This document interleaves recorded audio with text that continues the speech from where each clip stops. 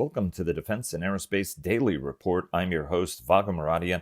Our podcast is brought to you by Bell. Since 1935, Bell has been redefining flight.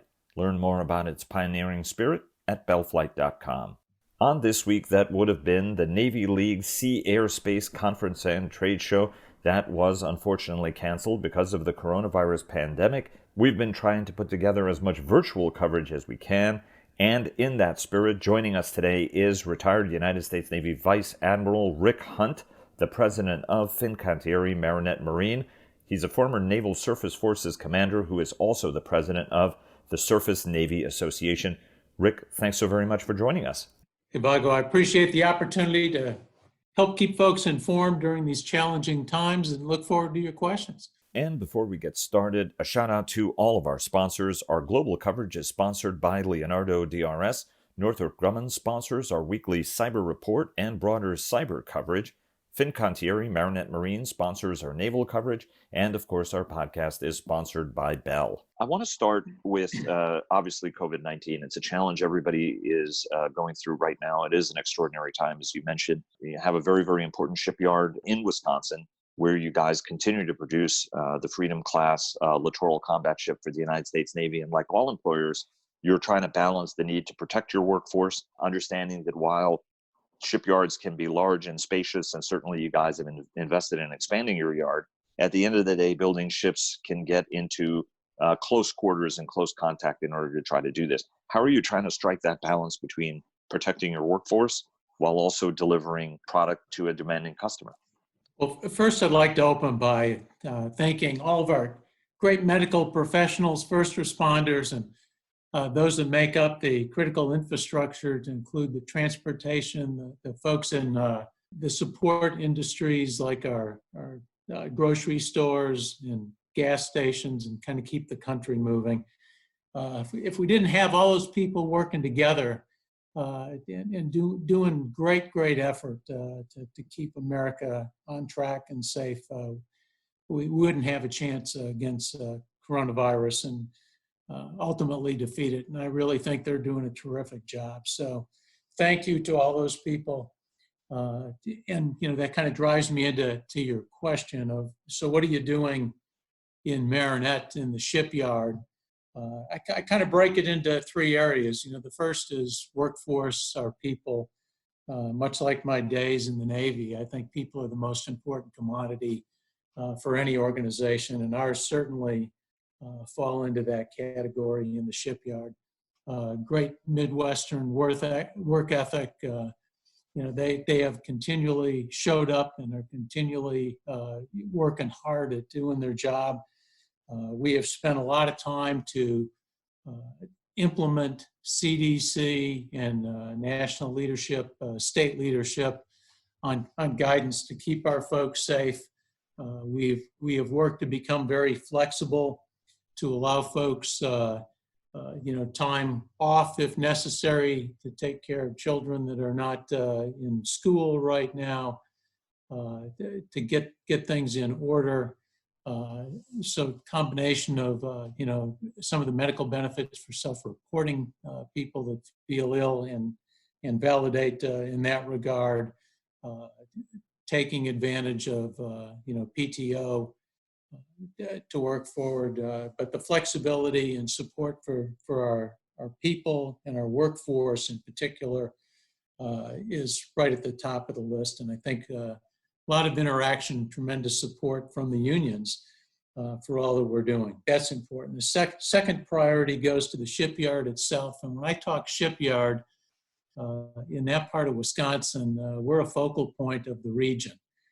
And so the relationship with community, with the state, with actually both Michigan and Wisconsin as we exist on the border, is very, very important. And we've been involved with local authorities at the hospital, with the mayor's office, with state congressional reps, routine conversations back into the governor's office on all that goes on, and have tried to demonstrate a leadership position from the shipyard to the region and be as helpful as possible. We were assisting with PPE before that became a really big crisis, and we continue to try to support where we can to keep that relationship going.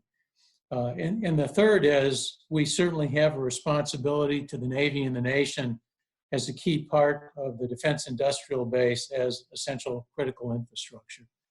And we all take that very, very seriously. We know that we need to keep working.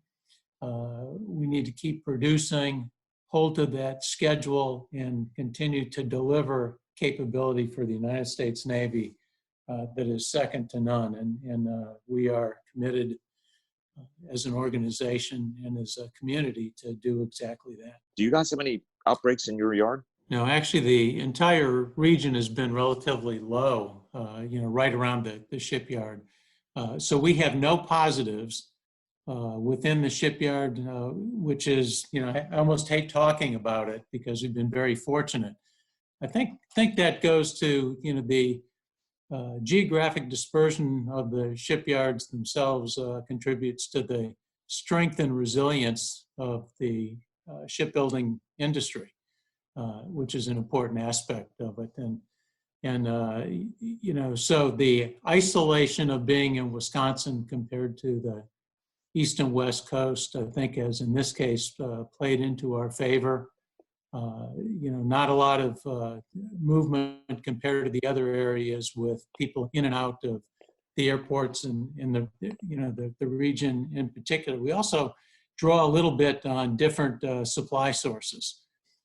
So there's, that's a positive and is something that, we ought to take a good hard look at. And we are working even more so, to do whatever we possibly can to screen folks, to keep any potential infected people into the shipyard, with our processes.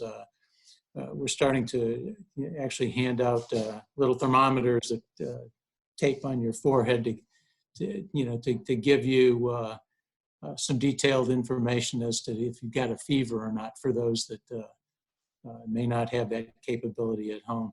So we keep on looking at different, venues. We cut down on the density of the, where people work. We've gone to more shift work, again, to cut down on the density. We're looking at redefining how we do specific evolutions in the shipbuilding process to minimize contact and to try to keep that social distancing available where you can. You can't do it for everything, but you can do it for a lot. We've changed up the lunch break timing, to keep people in small groups and separated. So there are things that you can do. We're doing that. We've been fortunate. We think that, again, that's a positive focus by the workforce, the education that we're doing with the workforce on things to be aware of with coronavirus and something we will never take our eyes off. I know that Assistant Navy Secretary Hondo Gertz, the Assistant Secretary for Research, Development, and Acquisition, has been working very closely with industry. Ellen Lord, the Undersecretary for Acquisition and Sustainment, has put whether their new progress payment guidelines out, but as well as a whole series of efforts to sort of streamline workflows and work more collaboratively and understandingly in this period. How is talk to us about a little bit some of the DoD policies and how they help you guys out, but also some things that specifically the Navy is doing to make sure that it's working more closely with its supply base. Well, I've got to, put in a real positive word on what Secretary Gertz has been able to do. He very early on started a routine interaction with the shipyard organizations, across the nation, and meet with the president and CEOs twice a week. And that has been very helpful. He has listened to our concerns.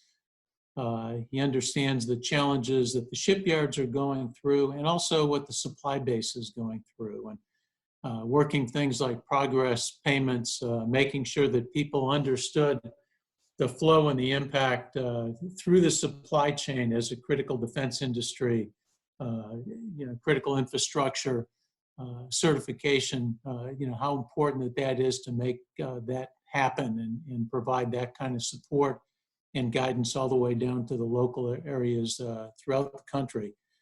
That has been a huge impact, greatly appreciated, and we really feel that we've got some pretty dynamic support there, both at the Ellen Lord level from OSD and Secretary Gertz on the Navy. And how are you guys working with your suppliers? At the end of the day, I think that there's an understanding of the big companies that are actually producing the ships, but those ships are composed of thousands of parts that come from suppliers, some of which are actually remarkably small companies. How are you guys working with your supplier base, given also that yards like what you have in Marinette, Wisconsin, as you said, support kind of a very tightly knit ecosystem, or are supported and part of a very tightly knit ecosystem?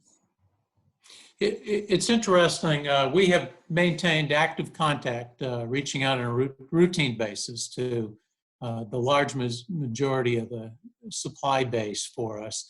We draw a little bit different just because of the geographic differences between Wisconsin and the rest of the industrial base for shipbuilding, which I think has played out well because the impact of the virus has not been as strong in some of the more remote areas in the Midwest as it has on the East and West Coast at this point. So there's a little bit of an advantage there.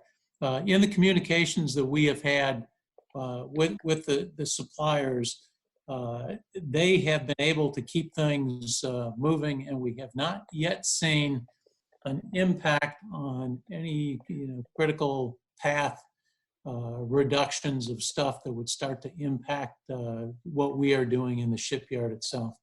I have to believe that sometime down the road, perhaps a new critical path will develop, and we'll find that there are some things in there that we haven't seen in the past that are going to be major impacts on schedule. We're watching that stuff, looking at it, trying to anticipate changes in the workflow and how to mitigate that. To date, we have not seen that develop, but I think it's really too early to tell. My guess is the impact on our nation's industrial base as a whole is once we turn the tide completely on the virus, it'll probably take a year or two to get really back to normal, and we'll have to see what the long-term impact is, especially of the very small suppliers. So there's a lot of unknown in that area. To date, there has not been a major impact. You're a former commander of naval surface forces and devoted your life to the Navy, and you've seen the ups and downs of the budget cycle. And there are some folks, we had an interview with the House Armed Services Committee Chairman, Adam Smith, the Democrat from Washington, who said that he expects there to be, that this will exacerbate what, as he termed it, sort of already a tough defense budget outlook. Is it too early to tell what sort of impact this is going to have on the shipbuilding budget, no matter how strong the ambition and desire for 355 ships is? Well, I think the impact will take a significant movement as we go forward, and it will impact everything that we do as a nation. So certainly the Department of Defense is involved in that. I feel very comfortable at this point that shipbuilding that is on track right now, that's a program of record, or hopefully in our case with frigate coming up, soon to be program of record once they execute that program, those programs will continue to move along the lines that we have projected in the past. What that does in the long term, I think, is yet to be determined, and it certainly has to have some impact. We'll have to see what the priorities are and how that plays out. And I think it's a little bit too early to tell at this point. You just mentioned the frigate competition, and unfortunately, this Navy League gathering the Sea Airspace conference was canceled as a result of the COVID pandemic. Let's get a little bit of an update from you, sir, on where we stand on the FFGX program. Talk to us about where we are in the process, when you expect a decision, before his resignation just a couple of weeks ago, we talked to then acting Navy Secretary Tom Modly, who talked to us about the fact that he would like the decision to be issued sooner rather than later. Where are we on the competition?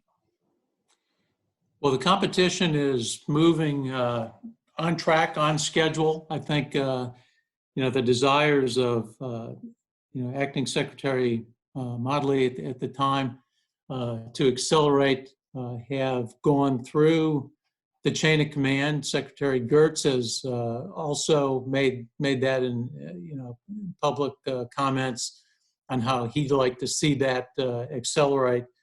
We've turned in all the proposals, and so the government is doing its review process right now.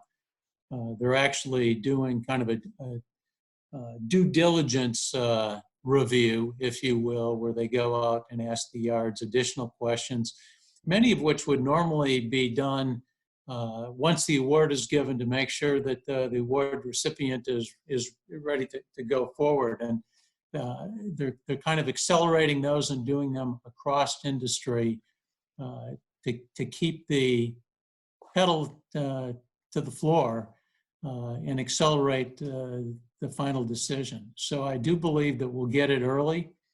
I know that the government, the Navy, is working it very hard and has support across the board to execute the program.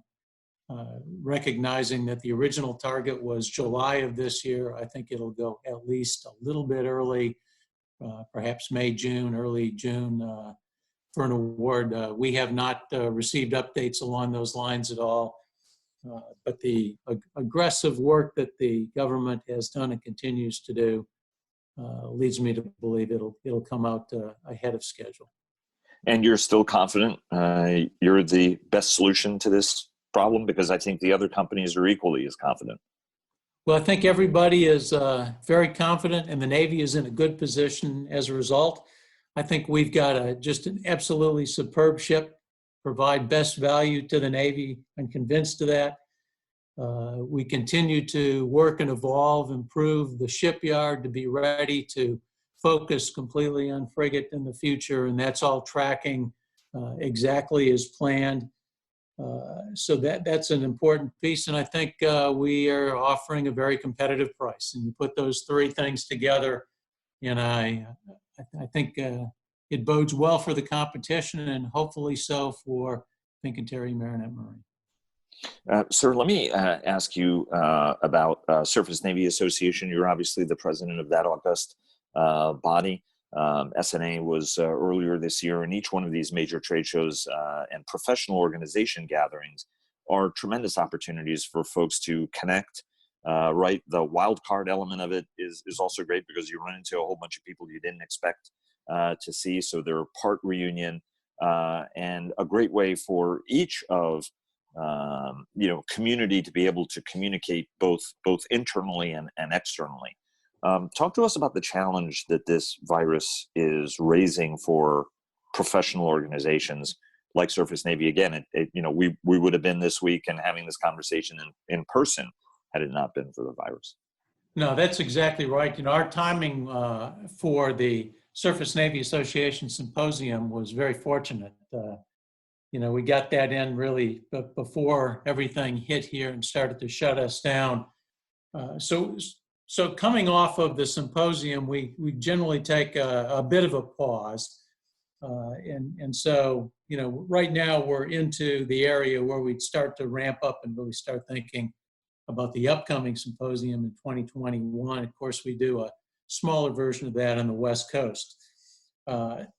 What we are exploring very actively at this point is how we use social media to a greater extent than we have in the past. And so we're looking at Zoom and Facebook, improving our blog site, what we have on the web, to be able to continue to communicate to the groups and get out there. So we're proposing a couple different things right now. We've actually been talking about this over the last week or so, but programs like Lunch with Leaders.